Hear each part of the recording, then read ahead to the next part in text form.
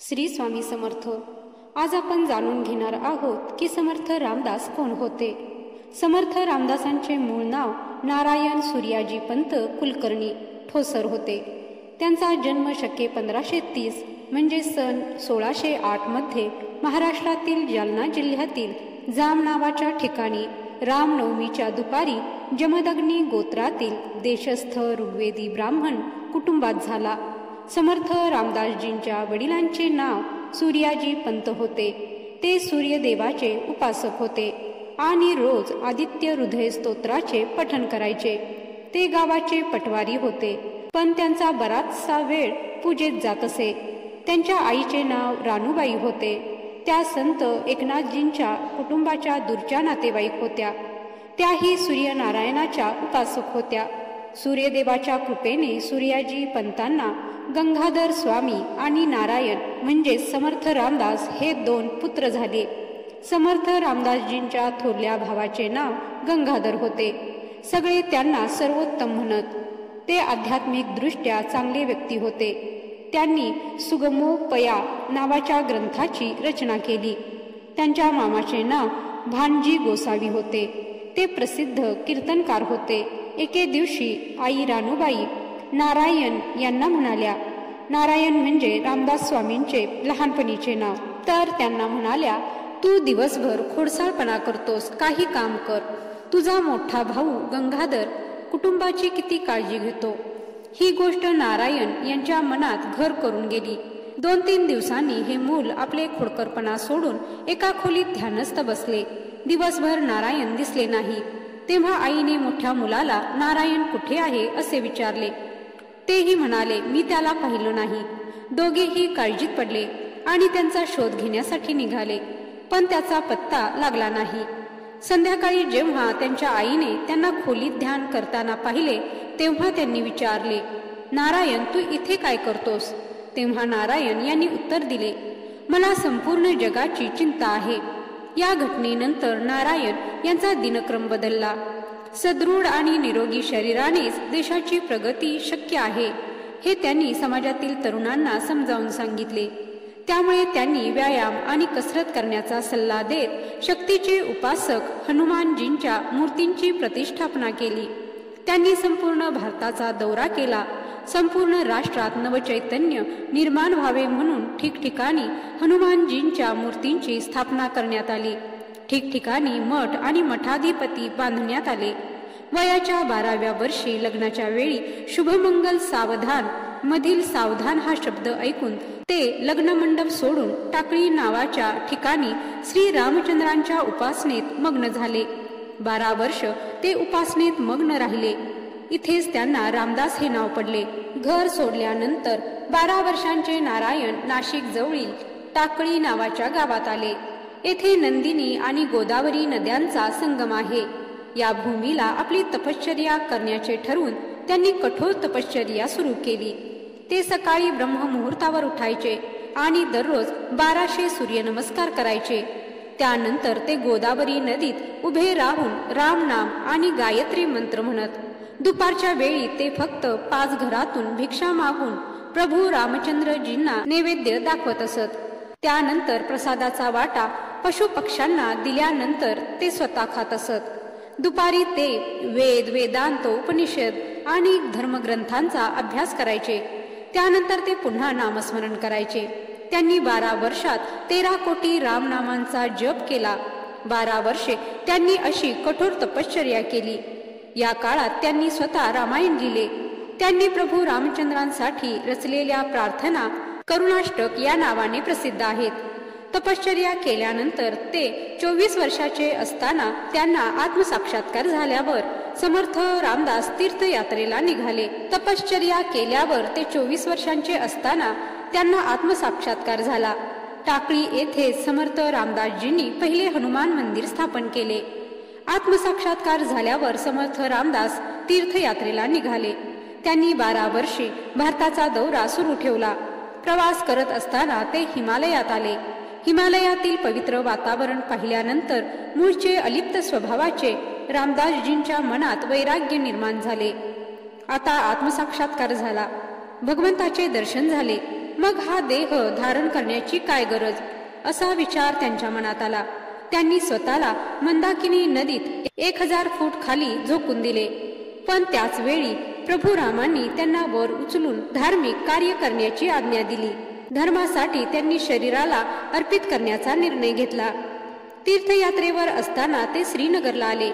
तेथे त्यांची भेट श्री गुरु हरगोविंदजी महाराज यांच्याशी झाली. गुरु हरगोविंदजी महाराजांनी त्यांना त्यांच्या धर्माचे रक्षण करण्यासाठी सशस्त्र होण्याचे मार्गदर्शन केले. प्रवासात लोकांचे हाल पाहून त्यांचे मन दुखावले. मोक्षप्राप्तीबरोबरच स्वराज्य स्थापन करून जनतेला जुलमी राज्यकर्त्यांच्या अत्याचारापासून मुक्त करणे हे त्यांनी आपल्या जीवनाचे ध्येय केले. लोकांना सरकारच्या विरोधात संघटित होण्याचे आवाहन करत फिरू लागले. या प्रयत्नात त्यांना छत्रपती श्री शिवाजी महाराजांसारख्या कर्तबगार शिष्याचा लाभ झाला आणि स्वराज्य स्थापनेचे स्वप्न त्यांच्या हयातीत साकार होण्याचे भाग्य लाभले. त्यांनी 1603 मध्ये वयाच्या 73व्या वर्षी महाराष्ट्रातील सज्जनगड नावाच्या ठिकाणी समाधी घेतली. बालपणीच त्यांनी प्रभू रामचंद्रजींना प्रत्यक्ष पाहिले होते, म्हणूनच त्यांनी स्वतःला रामदास म्हणून घेतले. रामदास स्वामींनी अनेक ग्रंथ लिहिले, यात दासबोध प्रमुख आहे. त्याचप्रमाणे मनाचे श्लोक मधूनही त्यांनी आपले मन सुसंस्कृत केली. भारत प्रवास करताना वयाच्या 36व्या वर्षी रामदास स्वामी पैठणला परत आले. पैठणला ते एकनाथांच्या वाड्यातच उतरले. नाथ आणि त्यांची पत्नी या दोघांनी देह ठेवलेला होता. नाथांची पत्नी समर्थांची मावशी होती, पण समर्थांनी कुणालाच ओळख दिली नाही. एक फिरता साधू म्हणून ते त्या घरात राहिले. मात्र तिथे त्यांना जाम गावातील सगळ्या बातम्या समजल्या. लग्न मंडपातून पलायन केल्यावर 24 वर्ष ते जाम येथील कोणाच्याही संपर्कात नव्हते. त्यांच्या वहिनीला 2 मुले झाल्याचे व आई रानूबाई अंध झाल्याचेही त्यांना तेथे कळाले. त्यांच्या मनात जामला जाऊन आईला भेटावे असे आल्यावर समर्थ जामला पोहोचले. पण तिथेही त्यांनी कोणाला आपली ओळख दिली नाही. आपल्या घराच्या अंगणात उभे राहून त्यांनी भिक्षा मागितली. त्यांची वहिनी भिक्षा घेऊन दारात उभी राहिली. तिची राम आणि श्याम ही दोन्ही मुले भिक्षा मागणाऱ्या त्या गोसाव्याकडे पाहत होती. त्यांना ठाऊक नव्हते की हे आपले काका आहेत. 24 वर्षात दाढी जटा वाढवल्याने आणि व्यायामाद्वारे शरीर बलदंड झाल्याने पार्वतीबाई देखील दिराला ओळखू शकल्या नाहीत. अखेर समर्थांनी आपले खरे रूप प्रगट केले. नारायण आल्याने रानूबाईंना खूप आनंद झाला. 24 वर्षाच्या साधनेने समर्थांना काही शक्ती प्राप्त झाल्या होत्या. त्याद्वारे त्यांनी रामचंद्रांना प्रार्थना करून मातेच्या डोळ्याला स्पर्श करताच रानूबाईंना दिसू लागले असे मानले जाते. तेव्हा समर्थांनी एक अभंग रचून संपूर्ण रामचरित्र आईला ऐकविले. समर्थ 4 महिने जाम येथे राहिले. त्यांनी आपल्या आईला कपिल गीता हा आध्यात्मिक ग्रंथ समजावून सांगितला. त्यांनी आयुष्याचा शेवटचा काळ साताऱ्याजवळील परळी किल्ल्यावर घालवला. या किल्ल्याचे नाव सज्जनगड होते. तमिळनाडू राज्यातील तंजावर गावात राहणाऱ्या अर्णीकर नावाच्या अंध कारागिराने भगवान श्री रामचंद्रजी, माता सीताजी आणि लक्ष्मणजी यांच्या मूर्ती बनवून सज्जनगडाला पाठवल्या. त्या मूर्तींसमोर समर्थजींनी 5 दिवसापासून पाण्याविना उपवास केला आणि पूर्वसूचना घेऊन माघ वद्य नवमी शालिवाहन शक 1603 साल 1682 रोजी पद्मासनात बसून रामनामाचा जप करत ब्रह्मामध्ये लीन झाले. त्यांची समाधी तेथे आहे. हा समाधी दिवस दसनवमी म्हणून ओळखला जातो. दासनवमीला येथे लाखो भाविक दर्शनासाठी येतात. दरवर्षी समर्थ रामदास स्वामींचे भक्त भारतातील विविध प्रांतात 2 महिन्यांचे दौरे करतात आणि या दौऱ्यात मिळालेल्या दानातून सज्जनगडाचे व्यवस्थापन चालवले जाते. समर्थजींचे व्यक्तिमत्व भक्ती, ज्ञान आणि त्याग यांनी भरलेले होते. चेहऱ्यावर दाढी आणि डोक्यावर जटावेण्या, भाल प्रदेशावर चंदनाचा टिळा असे. त्यांच्या खांद्यावर भिक्षेची पिशवी असायची. एका हातात जपमाळ आणि कमंडलू आणि दुसऱ्या हातात योगदंड. ते पायात लाकडीच्या पादुका घालत असत. योगशास्त्रानुसार त्यांची मुद्रा भूचरी होती. मुखी नेहमी रामनामाचा जप करीत आणि फार कमी बोलत असत. ते संगीताचे उत्तम जाणकार होते. त्यांनी अनेक रागांमध्ये गायल्या जाणाऱ्या रचना केल्या आहेत. स्वामी रोज 1200 सूर्यनमस्कार घालायचे, त्यामुळे त्यांचे शरीर खूप मजबूत होते. आयुष्यातील शेवटची काही वर्ष सोडली तर ते आयुष्यात कधीही एका ठिकाणी थांबले नाहीत. ते प्रत्यक्षात दुर्गम गुहा, पर्वत, शिखरे, नदीकाठ आणि घनदाट जंगलात राहत असत. त्यांचा उल्लेख समकालीन ग्रंथांमध्ये आढळतो. समर्थ रामदास यांनी दासबोध, आत्माराम, मनोबोध इत्यादी ग्रंथांची रचना केली. समर्थांचा मुख्य ग्रंथ दासबोध हा गुरु शिष्य संवादाच्या स्वरूपात आहे. महाराष्ट्रातील शिवथरघळ गुहा या नयनरम्य आणि दुर्गम गुहेत त्यांचे महान शिष्य योगीराज कल्याण स्वामी यांच्या हातून लिहिलेला हा ग्रंथराज त्यांना मिळाला. यासोबतच त्यांनी रचलेले भीमरूपी स्तोत्र आणि मनाचे श्लोक यासह 90हून अधिक आरत्या महाराष्ट्रातील प्रत्येक घराघरात गायल्या जातात. त्यांनी शेकडो अभंग लिहिले आहेत. समर्थ हे स्वतः अद्वैत वेदांती आणि भक्तिमार्गी संत होते, पण तत्कालीन समाजाची स्थिती पाहून त्यांनी धर्मग्रंथात राजकारण, प्रपंच, व्यवस्थापनशास्त्र इत्यादी अनेक विषयांवर मार्गदर्शन केले आहे. समर्थांनी 100हून अधिक देवी देवतांची स्तोत्रे सोप्या ओघवत्या शब्दात लिहिली आहेत. या स्तोत्रांमध्ये आणि आरत्यांमध्ये भक्ती, प्रेम आणि शौर्य अभिव्यक्त आहे. आत्माराम, मानपंचक, पंचीकरण, चतुर्थमान, बाग प्रकरण, स्फुट अभंग इत्यादी समर्थांच्या इतर रचना आहेत. या सर्व रचना मराठी भाषेतील ओवी या श्लोकात आहेत. तुळजापूरची भवानी माता ही तर समर्थांची कुलस्वामिनी. जिथे दर्शन घेताना समर्थांना दुर्गे दुर्गट भारी तुझविन संसारी ही आरती स्फुरली. श्री क्षेत्र मोरगावला सुखकर्ता दुःखहर्ता ही आरती श्री समर्थ रामदास स्वामी निर्मित आहे. समर्थांनी शंकराची आरती लिहिली. त्याची कथा मोठी गमतीशीर आहे. तीर्थयात्रा करताना समर्थ जेजुरीला आले असता तिथे खंडेरायाचे दर्शन घेऊन ते लवथेश्वराला आले. जो कोणी मंदिरात झोपतो तो रात्रीच मरण पावतो अशी या मंदिराची ख्याती होती. हे कळाल्यावर समर्थांनी मुद्दाम मंदिरातच झोपायचे ठरवले. ग्रामस्थांनी त्यांचे मन वळवण्याचा प्रयत्न केला, पण समर्थ असे हट्टी होते. सकाळी ग्रामस्थांनी मंदिरात भीतच प्रवेश केला. पाहतात तर काय, समर्थ भगवान लवथेश्वराची पूजा करीत होते.